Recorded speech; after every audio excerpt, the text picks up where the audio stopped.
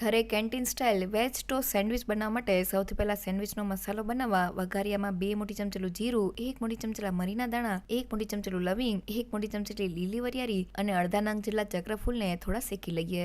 મસાલો શેકાઈ જાય એટલે ઠંડો કરવા માટે પ્લેટમાં કાઢી લઈએ અને હવે તેને પીસવા માટે મિક્સર જારમાં એડ કરી દઈએ. સાથે અડધી ચમચીલી હિંગ, અડધી ચમચીલો સૂટ પાવડર, 1 મોટી ચમચીલો સંચળ પાવડર, 2 મોટી ચમચીલો આમચૂર પાવડર અને 2 મોટી ચમચીલા મીઠાને ગ્રાઇન્ડ કરીને સેન્ડવિચનો સ્પેશિયલ મસાલો તૈયાર કરી લઈએ, જેને તમે લાંબા સમય સુધી સ્ટોર કરી શકો છો. સેન્ડવિચની સ્પેશિયલ ચટણી માટે મિક્સર જારમાં 2 કપ જેટલા કોથમીરના પાન, 4 થી 5 તીખા લીલા મરચા, 1 ઇંચ જેટલો આદુનો ટુકડો, 7 થી 8 લસણની કળી, થોડા લીમડાના પાન, 1 ચમચીલો સેન્ડવિચ મસાલો, 1 મોટી ચમચીલો લીંબુનો રસ, 1 ચમચીલી ખાંડ અને થિકનેસ માટે 2 નંગ જેટલી બ્રેડ સ્લાઇસને કટ કરીને એડ કરી દઈએ. અડધા કપ જેટલું પાણી એડ કરીને તેને ગ્રાઇન્ડ કરી લઈએ. સેન્ડવિચની સ્પેશિયલ ચટણી તૈયાર છે.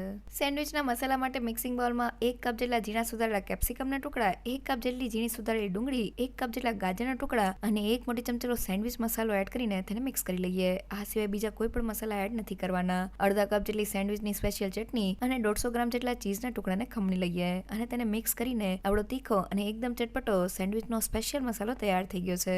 સેન્ડવિચ બનાવવા માટે બ્રેડ ઉપર થોડું બટર લગાવી દઈએ અને તેની ઉપર મસાલો એડ કરીને તેનું પતલું લેયર કરી લઈએ. બીજી બ્રેડને લઈને તેની ઉપર બટર લગાવીને પહેલી બ્રેડ ઉપર રાખીને તેની ઉપર મસાલો એડ કરીને તેને સ્પ્રેડ કરી દઈએ. ત્રીજી બ્રેડ ઉપર બટર લગાવીને સેન્ડવિચને બંધ કરી દઈએ. સેન્ડવિચને શેકવા માટે હેન્ડ ટોસ્ટરને ગરમ કરી લીધેલું છે, તેમાં થોડું બટર લગાવીને સેન્ડવિચને રાખીને ધીમા ગેસ પર 8 થી 9 મિનિટ માટે શેકી લઈએ. ક્રિસ્પી સેન્ડવિચ તૈયાર થઈ ગઈ છે. આ સિવાય સેન્ડવિચને શેકવા માટે મેં ગ્રીલ પેન લીધેલું છે, તમે કોઈ પણ તવો લઈ શકો છો. તેની ઉપર સેન્ડવિચને રાખી દઈએ અને ઉપર વજન રાખીને સેન્ડવિચને ધીમા ગેસ પર 8 થી 9 મિનિટ માટે શેકી લઈએ. કેન્ટીન સ્ટાઇલ સેન્ડવિચ તૈયાર થઈ ગઈ છે.